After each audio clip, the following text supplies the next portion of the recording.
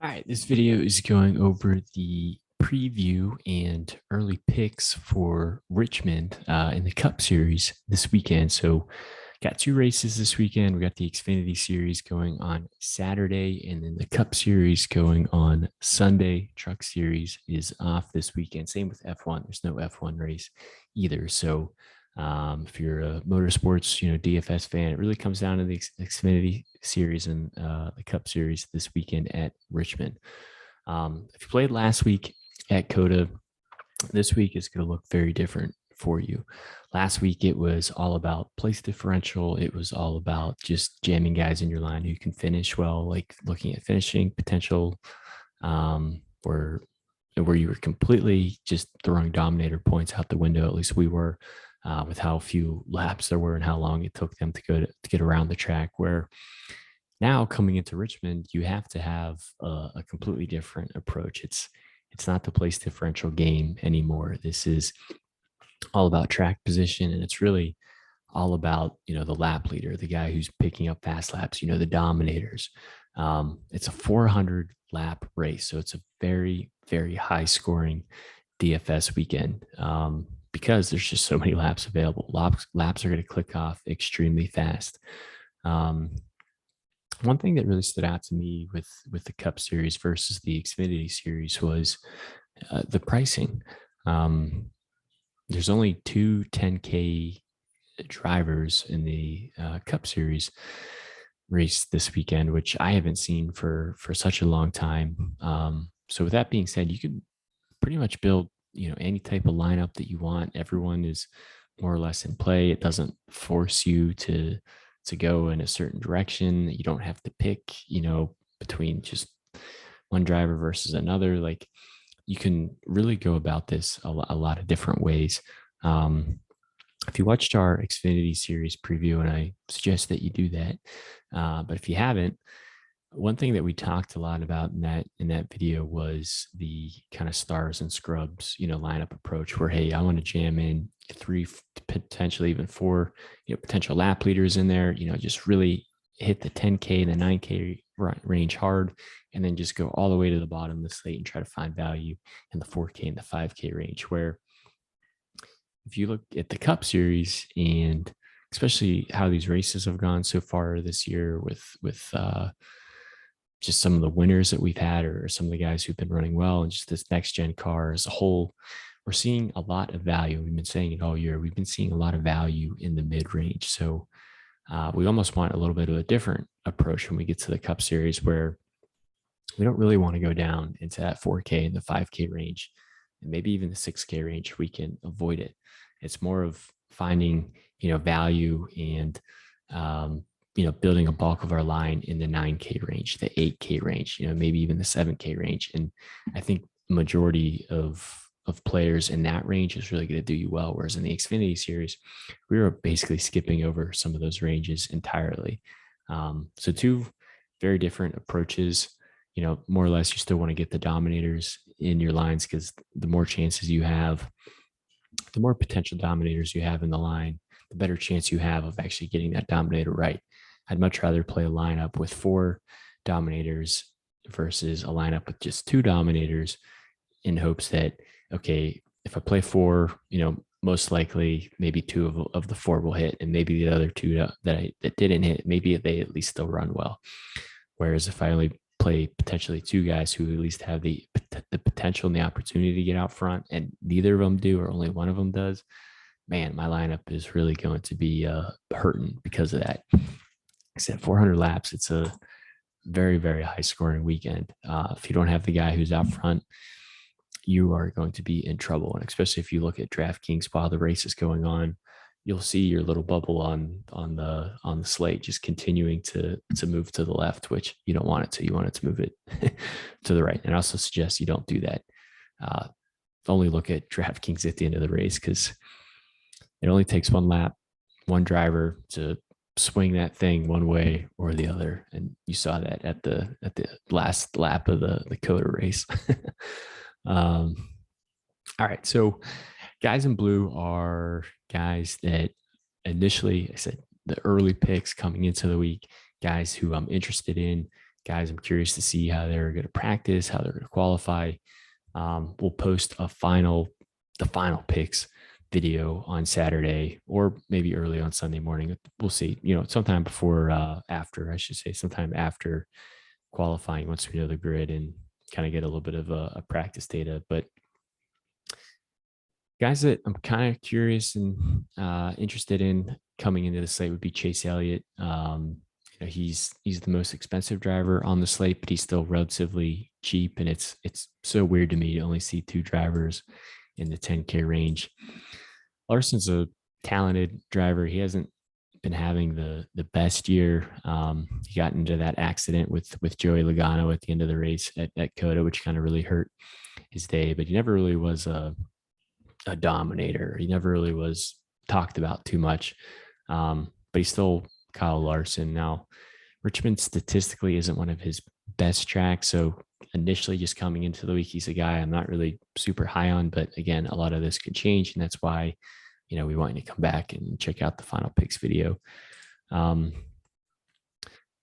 Busch has been just hit or miss. And more often than not, it's been miss, unfortunately. I think he just spun by himself at the last lap at COTA and really hurt a lot of people's days. It's been getting really unlucky. They've been having decent speed, but just always seems to be something, whether it's speeding on pit road or getting damage or mechanical failure, or a penalty or something. Like, there's just, the results aren't there, unfortunately. Truex isn't also really having a great year, but I'm curious to see where his ownership is going to be, because statistically Richmond is like a slam dunk, plug in Truex, plug in Hamlin, JGR. Whereas if you look at 2022, it's been, don't play JGR because they haven't been running well. They've been running into a lot of issues. So I'd be really curious to see if kind of their track history and, previous track performance carries over well to this weekend. I have him highlighted in blue just to see how he does, but coming into the week, I'm actually could probably be a little underweight on him just because I think he is going to carry a lot of ownership. And then once we kind of get to my favorite part of the slate, so I would say from Logano all the way down to Reddick, this would be like, the core, some people do the core 4 or the core 3, or, however many drivers it might potentially be. But I think all these drivers from Logano down to Reddick are a really great place to start your line. And it's a really good place to, build your line around, because, you're not jumping up to higher on the slate. And even these guys are priced pretty soft, so it doesn't kill you. But like, you can easily fit 3, 4, 2 of these drivers in a line, potentially even 5. You can potentially even have all 6 of your drivers, relatively starting in this range, depending on where you go. But with the next gen car, we've seen Logano out front. We've seen Byron out front. We've seen Chastain out front. Bell's been running well. Bowman's been one of the best plays all year long. Briscoe, just really good. Tyler Reddick he's probably the next person, the next first-time winner that's going to win. I just love the upside that all of these drivers give you in this range. So sure, practice and qualifying will lean us maybe more towards some of these guys, or maybe off some of them a little bit. But I love the idea of grabbing maybe an Elliott or maybe even a Truex and pairing them with, 2, 3, even 4 of these guys in this range, and then just going from there. Or just completely ignoring everyone above them and just focusing on maximizing as many of these plays you can get in your line as possible. Love that range. Depending on how high you go and how many of these guys you do grab, you will have to come down a little bit on the slate. I think Eric Almirola offers a lot of great value. He never really seems to carry a ton of ownership, but he seems like a good value play at 7-7 there. Cindric, we saw how good Cindric, was at the Xfinity Series at Richmond. And granted, it's a different car, but still a Penske car at $7,200, which, is a steal in my opinion, especially when you look at whereas other teammates are priced in the 9K range. So it's a pretty significant discount on Cindric down there. It's not the same level of driver and doesn't have the experience, but still a Penske car at $7,200.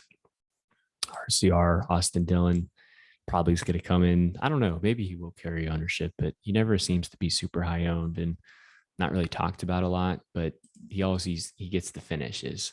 So maybe you play,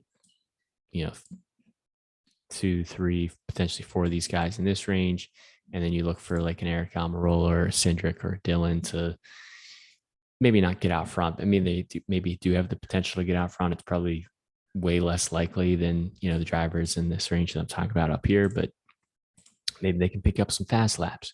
Maybe they can get lucky and get out front with a different strategy, or maybe they at least finish well and just hit value for you, and that's all you really need if you can nail the dominators.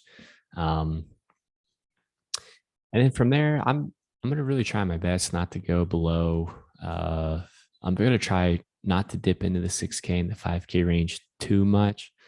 But I think AJ Allmendinger is interesting just because he is running the Xfinity Series race, so he'll get some more laps on the track. These Kaulig cars have been pretty fast, although it feels like every race a Kaulig car is getting damaged. So I don't know how many cars. I mean, last week they didn't total a car or anything, but it just always seems like these Kaulig cars are getting in accidents. So I just wonder, what does their fleet of cars look like over there? And if you do want to punt, I think punting is viable this week. I don't think it's necessary. I'd rather try to build a balanced line because I don't think it's clear and obvious like the Xfinity Series. Like when you get to the Xfinity Series, you kind of know who's going to lead laps and who isn't. But when you get to the Cup Series with this next gen car and with how well a lot of these teams are running, like it doesn't always make sense to pay up and grab some of the really expensive guys on the slate, because more often than not, they haven't been paying off. They haven't been dominating in the sense that we're used to. And when you're paying up for drivers that much, you need them to perform a lot higher to pay off that salary. Now, I think some of these pump plays could still work out, especially if they start deep in the field. We've seen the next gen car, the amount of cautions that there have been every single race increase, even though the cars are pretty, tough and durable from a body standpoint. A lot of the kind of internal workings of the car look extremely fragile. So maybe there are, some accidents, and maybe this race gets crazy at restarts or something, and drivers work out, and guys like Gill and Dillon, even some of the really ugly punt plays here at the bottom, maybe through pure attrition, they can work out for you, especially if they start, really deep in the field. My fear is it's probably going to be unlikely that any of them finish, any higher than 15th, where if I can build a line, with mainly focusing on the 9K, the 8K, and the 7K range, maybe all of them do have, top 15 upside. And, maybe I'm stacking my line with guys who actually have the ability to get out front and lead laps. Once you get down to the 6K range and below, I mean, maybe you can make an argument for some of these guys, but it gets pretty slim to see any of these drivers, picturing them, visualizing them in the race, just leading laps, and especially earning it's one thing to lead a lap, but you really have to be out front for, a variety, numerous amount of laps to really start, picking it up and getting a significant increase in points. So yeah, pretty different with the Xfinity Series, but like I said, I'm really high on just kind of building a balanced line, really hitting the 9K, the 8K, and some of the 7K range hard, and just going from there. Pricing's pretty soft, so you can really play however you want. We'll give you our final picks, our final thoughts. We'll post the spreadsheet over on Twitter. It's at FastCarsFM. But yeah, thank you guys so much, and that'll do it for the preview videos for Richmond, and we'll do a couple more for the final picks, and that'll be it.